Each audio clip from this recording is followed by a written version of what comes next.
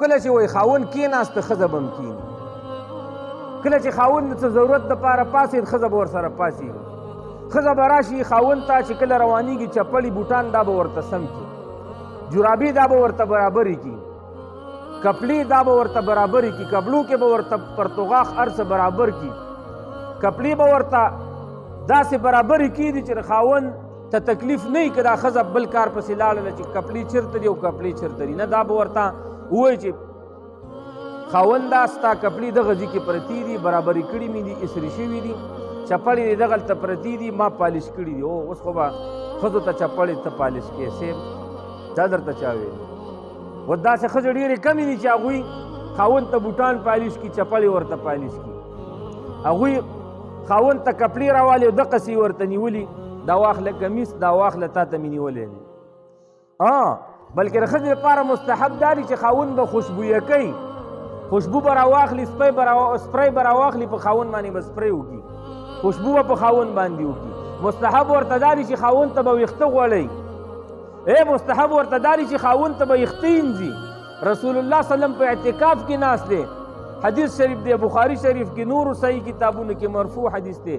عائشہ رضی الله تعالی عنها فرمایي و رسول الله صلی الله علیه وسلم اعتکاف ته ناستو او وایي ما به رسول الله صلی الله علیه وسلم ته یخته وینځل، سر مبارک به یو کړکۍ کې مسجد نبوي نه د رسول الله صلی الله علیه وسلم کور ته برابره شوې وه، نو رسول الله صلی الله علیه وسلم به سر مبارک په دې کې داسې وردن نه کړو، عایشې رضی الله تعالی عنها به ورته یخته مبارک وینځل.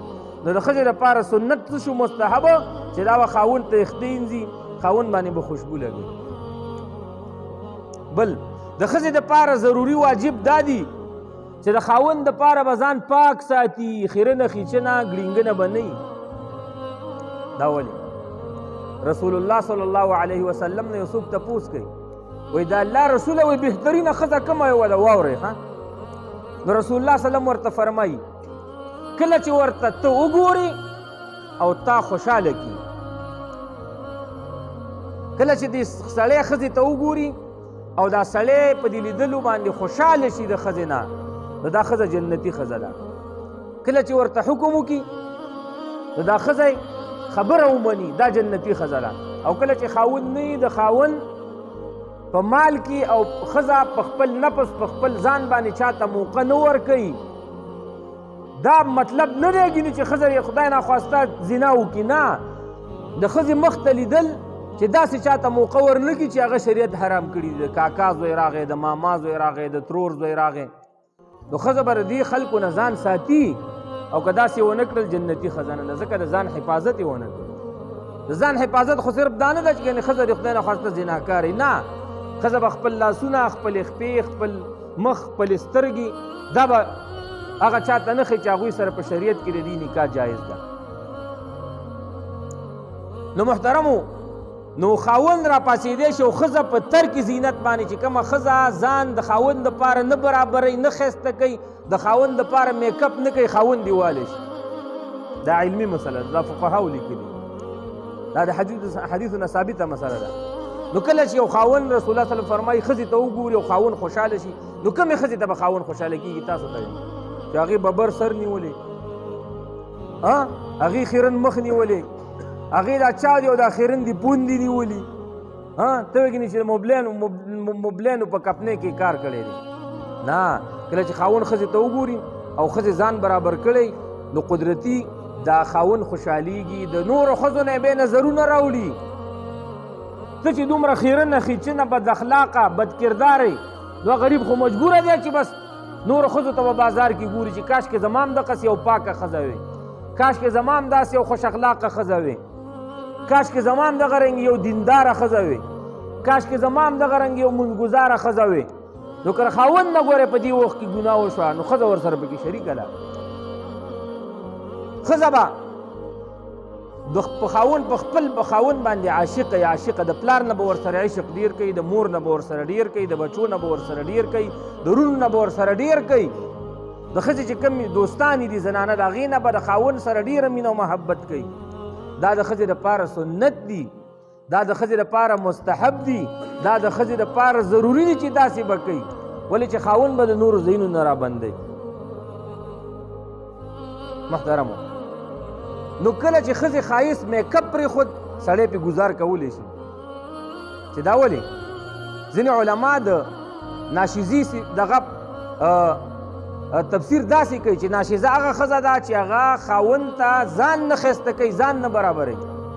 نو اوس پته ولګېده په شریعت کې چې ښځه د خاوند د مرضۍ موافق کریم مږلی شي، سرخي پوډر مږلی شي، رانجه مږلی شي چې خاوند دې په کور کې دی. ها نن سبا خو حالات بدل دي، الټه دي، بالعکس دي، سرچپه دي. څنګه داسې چې ښځه کله په کور کې نو د خدای تعالی خیرنې کپړې او ګنده کپړې اچوي او خیرنه پیرنه خیچنی چې 2 کیلومتره پورې ترې ناولې بوی ځي. هسې مثال وی. او چې کله بار وځي واده دی او کوژدن ده او پروګرام دی نو وسې به دا سرخین او پوډر او دا امیلونه او دا ناخن پالش سیب او دا هغه پیسواش او هغه نور څه شی دي دا شیزونه راوالي او ځان نه ناوي جوړه کړي نو د خدای په قهر ککړه شي. تا ته خو الله او رسول الله صلی الله علیه وسلم فرمایي چې دغه خاوند چا سره چې نکاح شوې ده د ده دپاره زینت وکړه، ښایست وکړه، میک اپ وکړه. خاوند د کور نه وځي، خاوند پاتې کېږي، ته بل چېرته ځي و د بل چا دپاره ځان جوړې. سوچ وکړه چې په کور کې د خاوند دپاره ښځه بدرنګه یو چې بار وځي دا ځان ښایسته کوي نو دا الټه کارګیني نه دی، دا مکمل د ګناه کار دی. بلکې هغه ښځه چې د کور نه وځي او دا خوشبو پورې کې رسول الله صلی الله علیه وسلم فرمایي چې څومره سپېږمو باندې دا خوشبو ورغلې ده دغه ښځه زانیه شوله. چې څومره سترګو دې ښځې ته ولیدل دا ښځه زانیه ده. او بلکې استشرفها الشیطان، شیطان پې آواز وکړي چې ای سړو، ای ځوانانو، هغه دې ښځه راغله.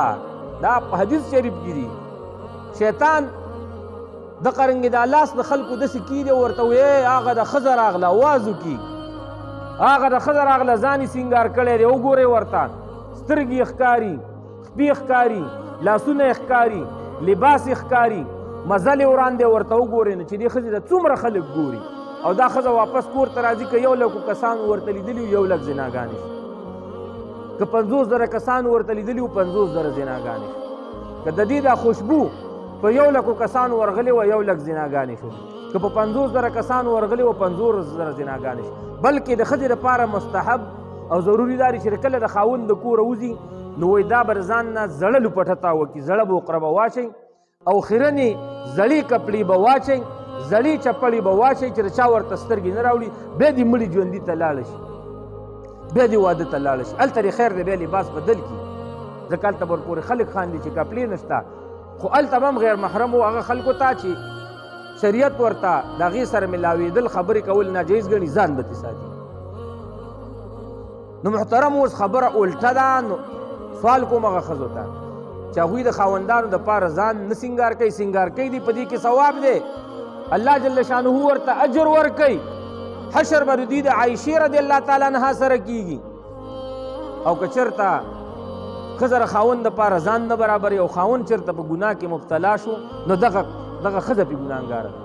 بلکې دا خو لا پرېږده چې ښځه به د خاوند د اجازې نه بغیر نفلي روژه نه نیسي، که ونیوله په دې نفلي روژه ګناهګاره ده. نفلي مونځ به نه کوي، فرضي نه خیم، که نفلي مونځ یې د خاوند د اجازې نه بغیر وکړه دا ښځه پې ګناهګاره ده.